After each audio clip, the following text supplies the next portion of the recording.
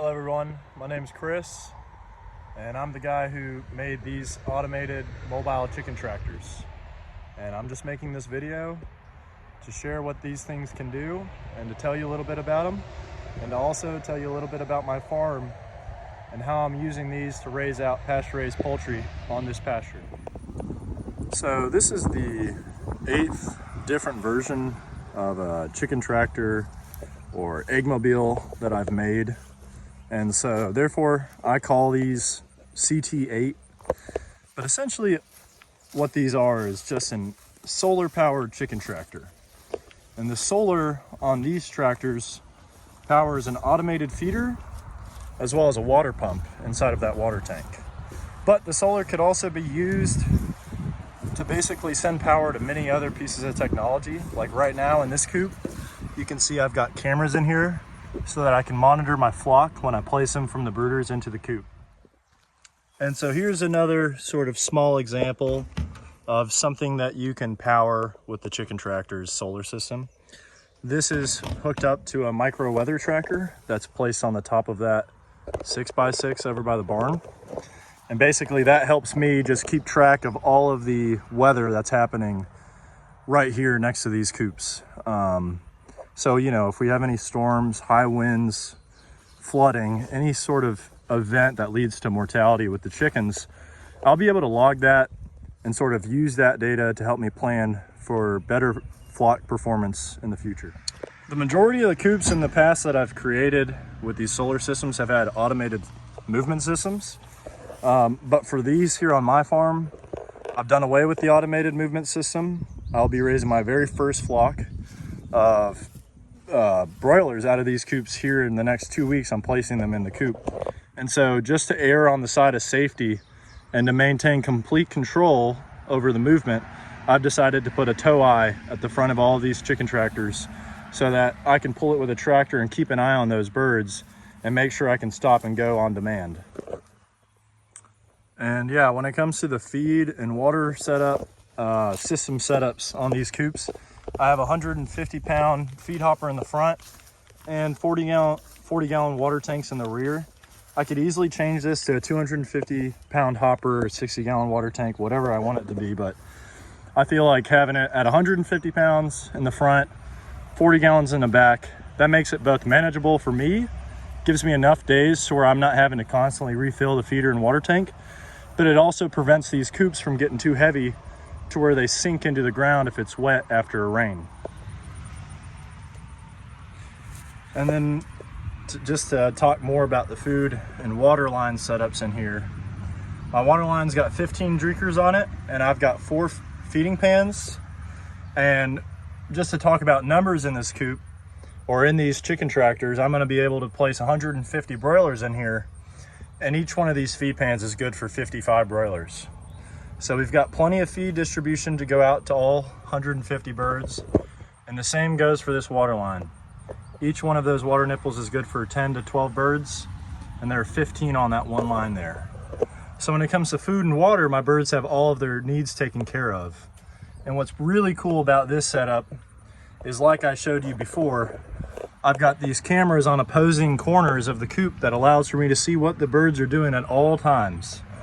And then something that I'm really excited for in the future is looking at what their behavior is like when we have adverse weather events going on, and seeing sort of what are the birds' tendencies going to be when we've got high winds or maybe flooding happening on pasture as a result of heavy rain. Now, just to share some information about the farm, we're located here in North Georgia. This field was actually a cornfield last year, used to feed the cows in that pasture over there. And what I did was I actually went through and I seeded 100 pounds of white clover seed throughout this entire pasture.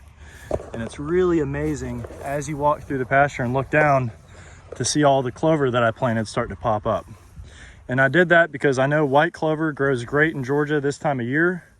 We're in the summer right now, as well as the fact that it holds and fixes nitrogen in the soil nicely. And it's also a great grazing crop for pasture-raised poultry.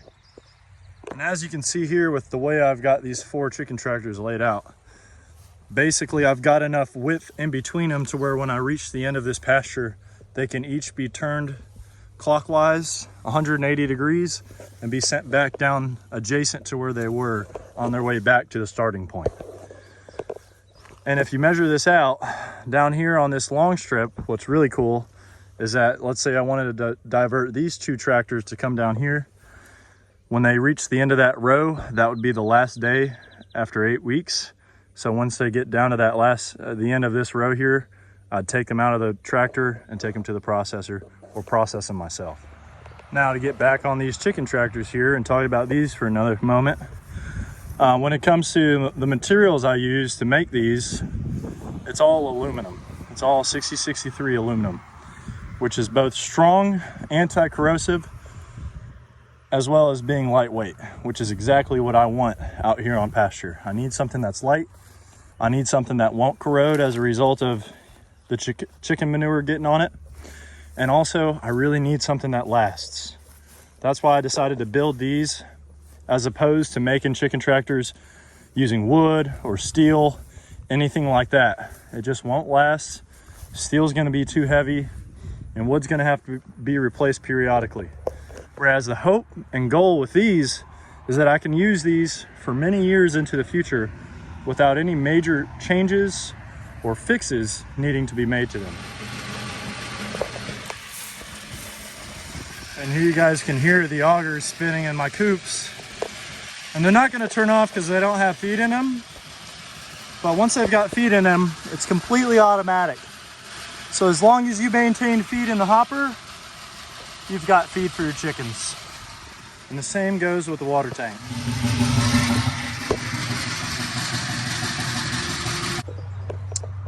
What I'm gonna do now is take y'all over to my shop where I've got about 600 chicks being brooded out and just show y'all the setup I've gotten there and show you the birds that are gonna be moved from there out to here in the next week or so.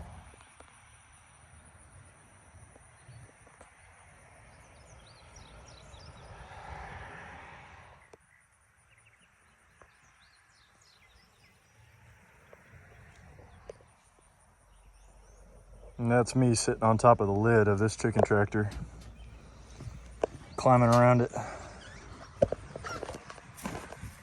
You can see how strong that is.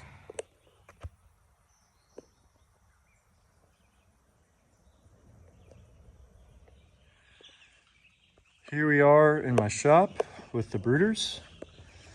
I currently have about 600 chicks put in 8 brooders, but I have another 2 I'm going to build and 12 I have staged. So I'll have 14 total, and I'll be basically distributing them to the extra 6 that I've got, as opposed to just keeping them in these 8 for all 3 weeks.